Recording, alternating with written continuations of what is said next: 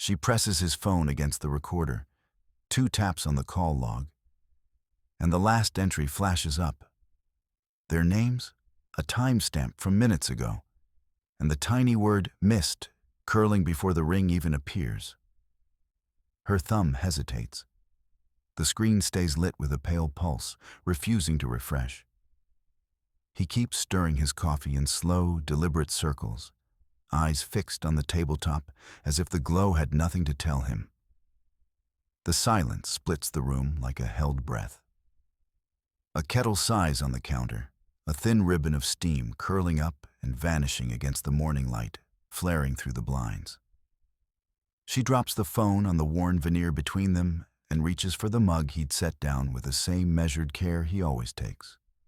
The chipped rim from a summer market. He doesn't look up.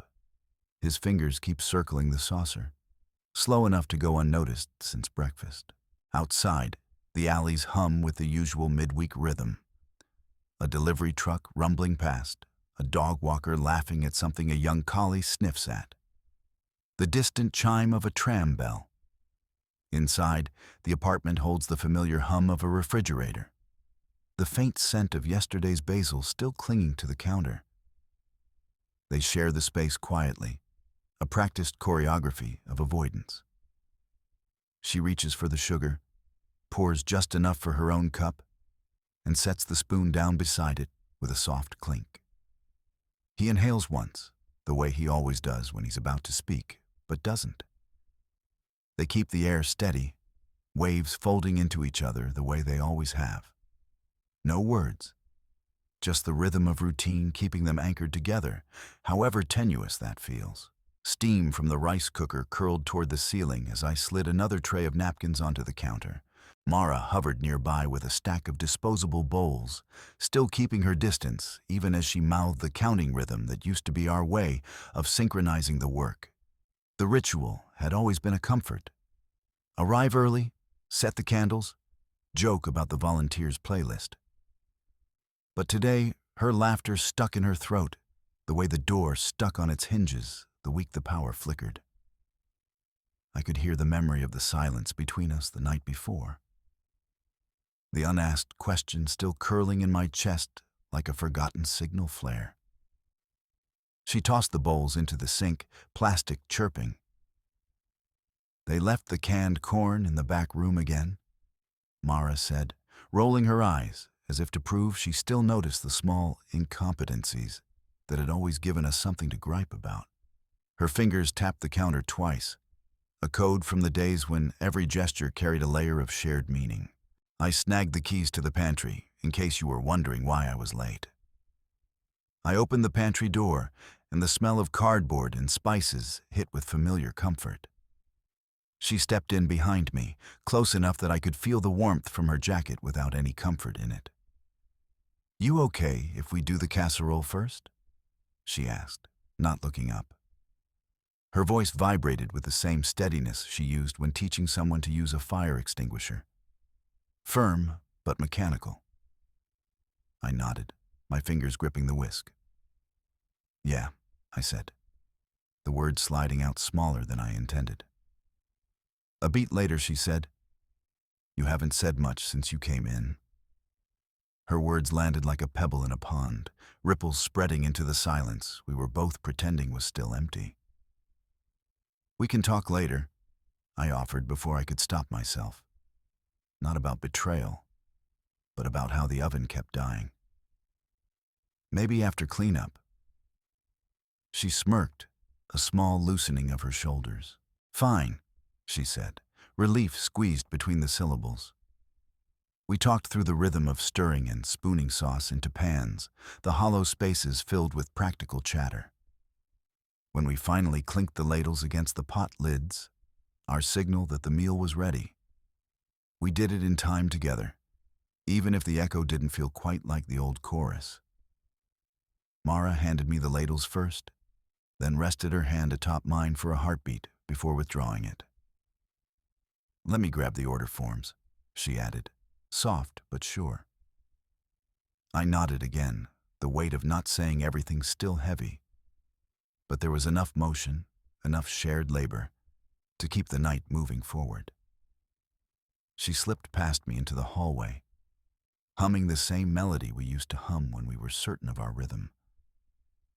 And for a second, the door didn't feel so heavy when it swung open.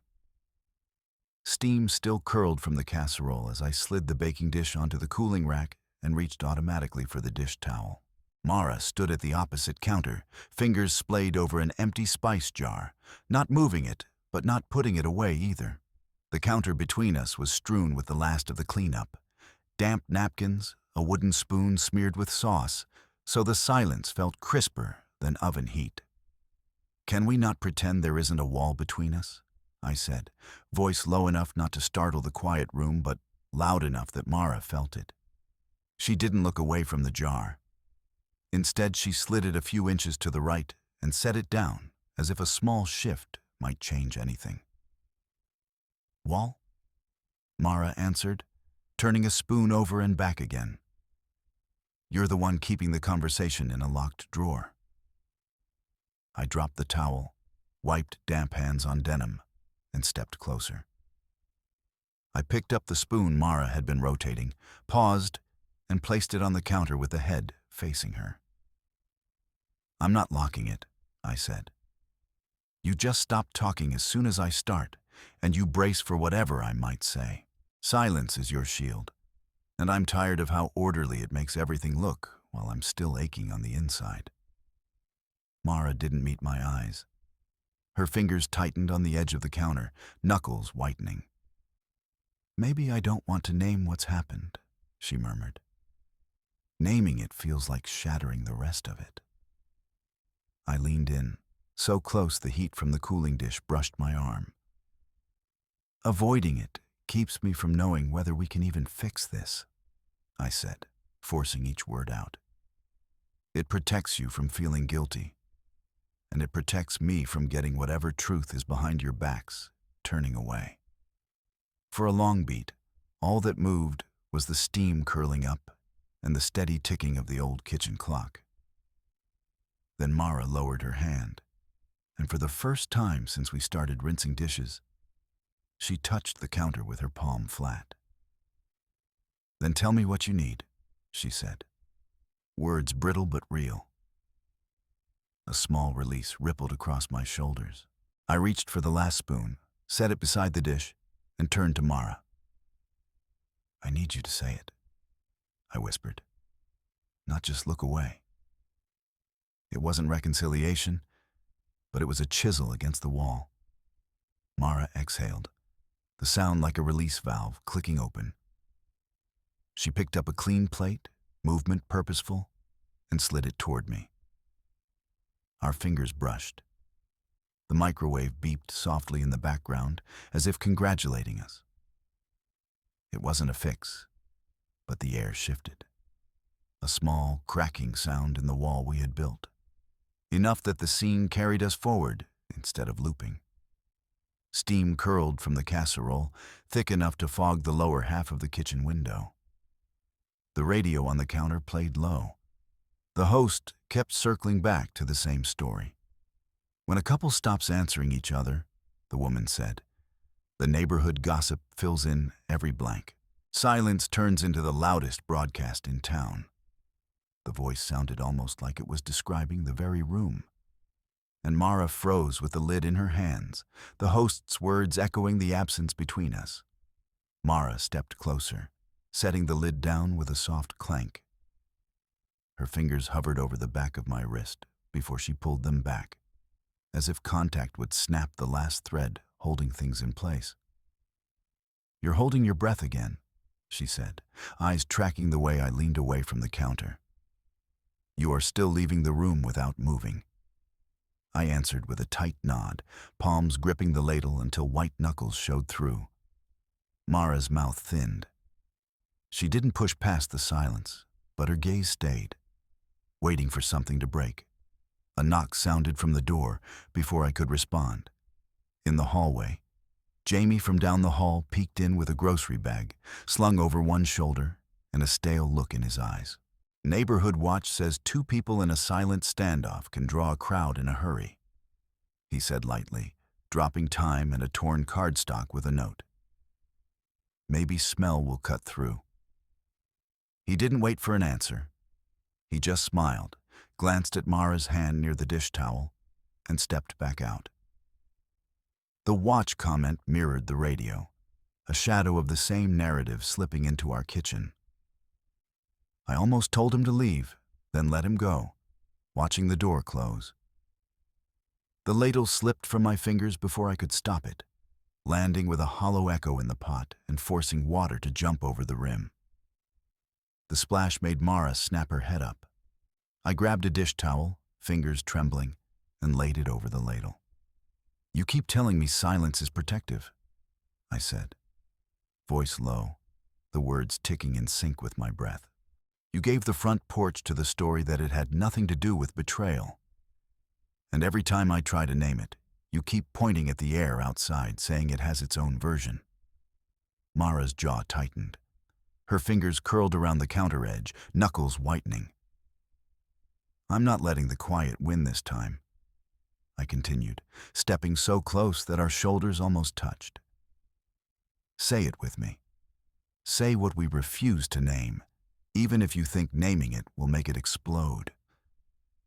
Otherwise, every radio host kicks in and says the same thing, and people keep thinking there's nothing behind the silence."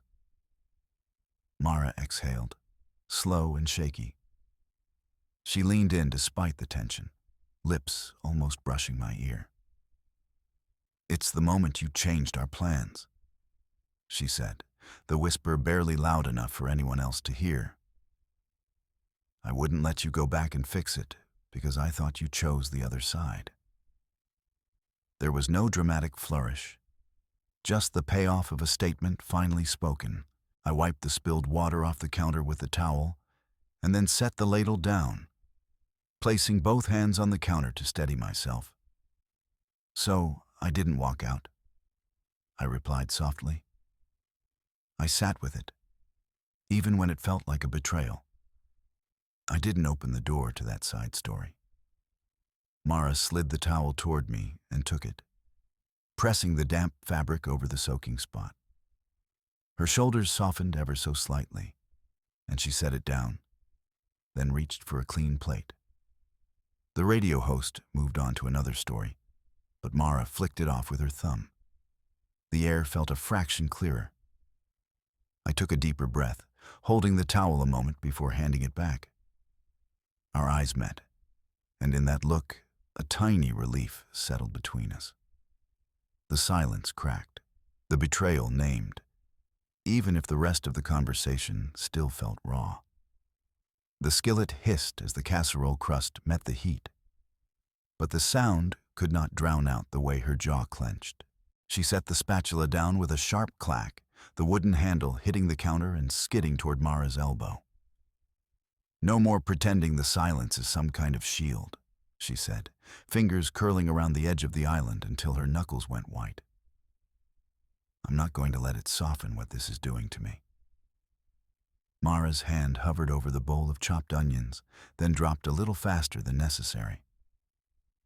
"What can we do?" she asked, "if you keep shutting me out?" Her voice was low, but it carried. The radio in the living room had quieted hours ago, leaving only the two of them and the simmering dish. She took a step closer, so close the counter separated them by inches. "I'm not shutting you out," she snapped. And the words came with a pressure that felt like squeezing a lid on a pot that was about to boil over. "I'm just tired of pulling every conversation back to me and pretending I can't see the hole I'm digging." Her palm hit the counter hard enough to make the salt cellar jump. But staying quiet stops nothing. It lets everything settle into a place where I forget it's there until it cracks me again. Mara's gaze flicked down to where the spoon had stopped, then met her own. "So, what does it look like?" she asked, her voice steadier now. "You talking, even if it's messy. You saying the word betrayal. You telling me what you needed and letting me fail you, if I do." Her breath came in fast bursts. She reached for the dish towel, ripped it from the hook, and pressed it into Mara's hand. Dry the lid, she said, nodding toward the casserole dish. And then sit with me. I'm going to say it, even if I stumble. She swallowed, the muscles around her throat quivering as she forced the next sentence out. When you left that weekend without answering, it felt like the ground went quiet. No warning, no contact. I kept replaying how I should have known, should have said something. I let the silence fill it instead of naming it. Mara's hand tightened on the towel, the fabric creaking as she wrung it. And you think naming it will fix it? It won't fix everything, she admitted, but her voice stayed level. It will at least make the whole real. Make me responsible for what I've done, too. The air between them was brittle, but she didn't break. She kept the eye contact, let Mara see the tremor in her jaw, the set of her shoulders. Mara exhaled sharply. She reached out, laid her fingertips flat on the counter, and the heat from the metal spatula she had been gripping lingered under her palm. Then let's deal with the heat, she said, and her tone carried a small smile that softened the edges of that moment. We can't fix everything tonight, but I'm still here. You don't have to be the only one keeping watch. She forced herself to relax, letting her fingers uncurl, and even if the void still stretched ahead, the silence no longer held dominion. The tension cracked, giving way to a shaky sort of relief. The casserole bubbled. The air smelled of garlic and rosemary, and Mara leaned in, brushing her hand against hers as she reached for the spoon again. The conversation was messy, but it moved. That alone felt like a reward. Steam on the windows softened the kitchen light, and the casserole pan still hummed with heat. Mara's fingers hovered over the dish towel, then took it anyway, drying the rim of the pan with quick, precise strokes. I kept my palms on the faucet, letting the cold water run over them until the itch of dryness faded. The radio had gone quiet. Only the hiss of the tap and our breathing filled the space. I lifted the towel and stepped around to the other side of the counter, facing Mara square on. I'm not keeping quiet anymore, I said, the words forced out before I let myself soften. We agreed the casserole was first, but now I need us to keep talking. If I don't tell you what I'm holding, nothing changes. She clutched the towel tighter, the veins in her hand standing out, and the silence stretched like a taut string. You already told me, she murmured, but her eyes slid away from mine. You left without answering, I cut in, voice low. You didn't come back to explain why you just vanished. I tried to match you with silence, but that never worked before, and it's not working now. My grip tightened on the sink edge. If we keep pretending I didn't name it, it's just another way of walking away. Mara's breath faltered. She stepped back, bumping the tea canister, then set it down with both hands. I was afraid, she said. But the word was thin, not a confession yet. No more pretending silence is a solution. The friendship is built on that honesty, not the quiet. She nodded slowly, barely letting the movement happen, but it was there. Her fingers uncoiled from the spoon, and she took a step closer. The smell of rosemary from the casserole lifted between us.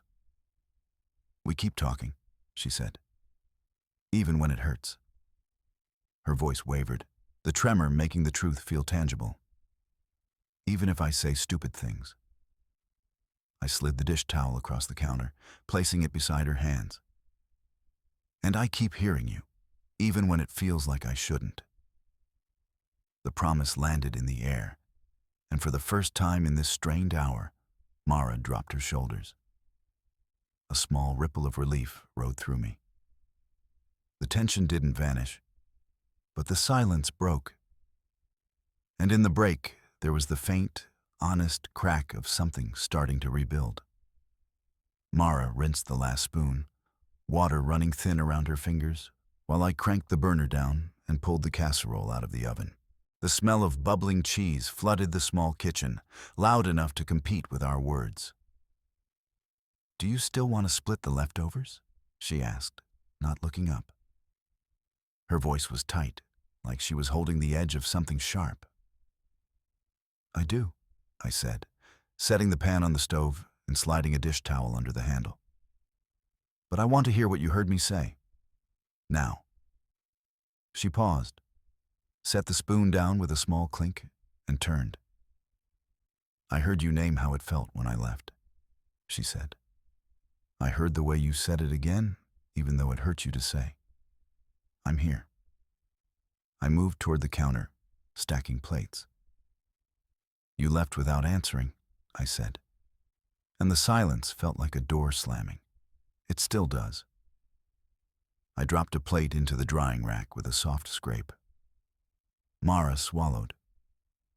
"I slammed it," she said, "because I was afraid of breaking more than fixing." She pressed her thumb against her palm, a slow rhythm like she was steadying herself. "But I'm not walking away. I'm not this time." She stepped in, took the dish towel from my hand, and patted the plate herself, her fingers brushing mine. The contact jolted warmth through my arm, a reminder of everything tangled beneath the conversation. The casserole timer dinged again. I cut through the aluminum foil and lifted a corner to let steam puff out. She leaned over the pan, eyes on the melting cheese as though it could hold us steady. "I don't want to keep dragging you down," she said, "but I'm not rejecting you anymore. I'm just learning how to stay when it's messy." "You can't leave because you're scared of hurting me," I answered, "and expect the hurt to disappear." I scraped a spoon through the casserole, offering it to her. "Stay here while we eat. We can talk about how to do this next time. Not just name the hurt, but make a map for what comes after." She took the spoon, nodding. "I can be better about checking in before the silence becomes a thing between us," she said. "I can say, 'I'm here, but I'm scared.' It's clumsy, but I'll say it." I pulled 2 chairs closer to the table, setting the spoon beside a plate. "And I'm going to tell you in the moment when it feels too quiet," I added, instead of letting it swell. She looked up at me, eyes wet but focused. "Let's promise to say whatever needs to be said before the air gets too heavy." We sat. The casserole steamed between us. Mara took the first bite, hesitated, and then laughed. A quick, surprised sound as the heat hit her tongue. I chewed a forkful, feeling the tension in my shoulders ease just enough. The release wasn't total, but it felt like something younger than anger. The relief of being seen. I reached across the table and slid a bread roll toward her. "We're still here," I said. She nodded, and when I lifted my hand to my mouth, I didn't look away. She met my eyes, and I could tell the promise was both fragile and solid enough to hold. The conversation kept going. They set the empty plates on the counter together, the casserole gone but still warm in the air, and Mara kept her fingers curled around the dish towel as if it could steady her. I pressed my palms flat against the butcher block, breath even, not turning away. Outside, the night had thickened into a hush that had no business interrupting us. Yet the quiet now bent around a new axis, one of spoken hurt. "You don't have to leave," I said, the words low but steady. "But if you go, it will be with this between us." Mara's gaze slid to the sink, where the ladles lay like silent witnesses. She met the eyes that had named the absence, and the space between our words filled with the sound of air, moving, inevitable. "I'm staying," she breathed, and the hand that reached across the counter did not retreat. It shook a little, but did not pull back. We both exhaled together, and the betrayal that had once been a shadow now stood in the open, patient and irrevocable. The silence could no longer steer us. The conversation, jagged and real, had taken the helm forever.